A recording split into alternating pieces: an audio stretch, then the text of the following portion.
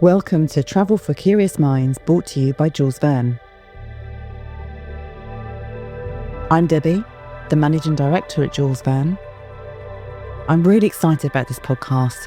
In each episode, we bring to you an amazing guest with some incredible stories inspiring you to travel the globe and unleash your curiosity for travel.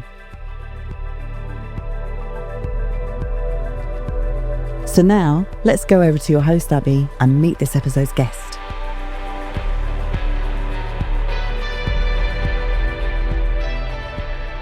Hello and welcome to another mini episode. I am with Phoebe Smith, the Wonder Woman. I am going to quickfire some questions with you, Phoebe, off the back of our main episode that we've just recorded, so we can kind of get to know you in quick succession, and hopefully people can go back and listen to the full episode and find out more about you and all the amazing work you do. So are you ready? I'm ready when you are.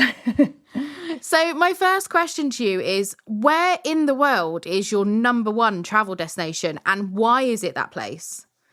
It's got to be Antarctica. I love the wilderness of it. I love the fact that you can still stand on a patch of ground that perhaps no one else has ever stood on before. And I like the potential for kind of finding yourself in such a big environment that it offers. The last truly untouched place of the world, I think. Yes. If you could only eat one country's cuisine for the rest of your life, where would it be? Sri Lanka. I absolutely adore curries, and they do the best curries in the world, in my humble opinion. And I love the way that in Sri Lanka, you start south, and as you go north, they get increasingly spicier. So if you're a major curry fan, go north if you like them really spicy. I remember in Sri Lanka constantly saying, no spice, no spice. And it was still spicy, but no spice was the amount of spice that I can handle. Sri Lanka's a great example of amazing cuisine and amazing people. I love it. What is the one item that is always in your suitcase and always on your packing list? You just cannot be without it.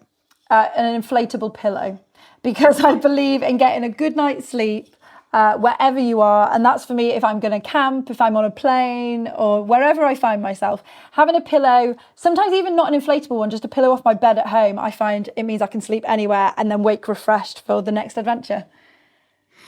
And we've spoken about this in the main podcast, but let the listeners know, where is your next adventure? You know, where are you going? Or where do you want to go after your next adventure? What's next for you? So the next adventure is to the Galapagos. I'm leading a trip with my co-founder, Dwayne Fields, for the We2 Foundation charity, and we're taking 10 underprivileged young people from across Britain to experience this adventure of a lifetime. We're going to be doing reforestation work, invasive species removal, litter picks, and some surveys as well with the scientists. And it's one of those places I have not been before, and I'm absolutely ecstatic to be able to share it and see it through the eyes of these young people. It's super exciting. I can't wait to hear all about it. And then you're probably one of the best people to actually ask this question too.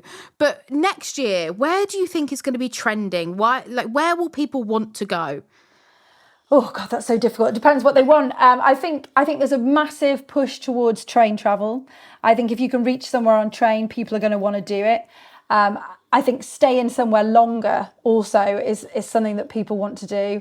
We've seen that Greenland has become absolutely huge. People are wanting to push it a bit more into these Arctic areas. So Greenland, Svalbard, I think those sort of places. And I think there's a real push as well. We've seen travel dupes, these kind of go somewhere that's slightly off the beaten track, but maybe in the same country. I'd say definitely people are going to be going to the places they've always been, maybe places like Spain, maybe places like Portugal, but they're going to be looking for that more authentic side of it. They're going to be looking for the family-run B&Bs, the cafes where the locals eat, and just having that experience that really feels like they've been to a place, not just visited a place. Authentic and getting under the skin of the destination definitely sounds like a good trend for next year. Yeah. And then lastly, what is one piece of advice that you would give to somebody if they were a little bit apprehensive about going on an adventure and travelling somewhere new? The best piece of advice is just go anyway. The nerves will never stop because it's a big thing to suddenly sign up for that adventure or that journey or that experience. But what I can tell you is the fear is definitely overcome 100% by all the things you get back from going and really pushing yourself.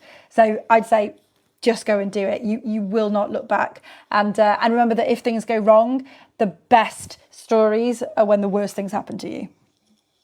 That is the best advice, and what a wonderful place to end our little conversation. If people would like to learn more about you, the work you do with the foundation, and just hear more of your stories, then please go back and listen to our main episode, and also tune into Phoebe's podcast as well. But for today, that's it. Thank you so much, Phoebe, for having the time today to talk to me. And gosh, what an amazing life you've led and what the amazing adventures you have. And I wish you all the best with your next adventure to the Galapagos as well. Thank you so much.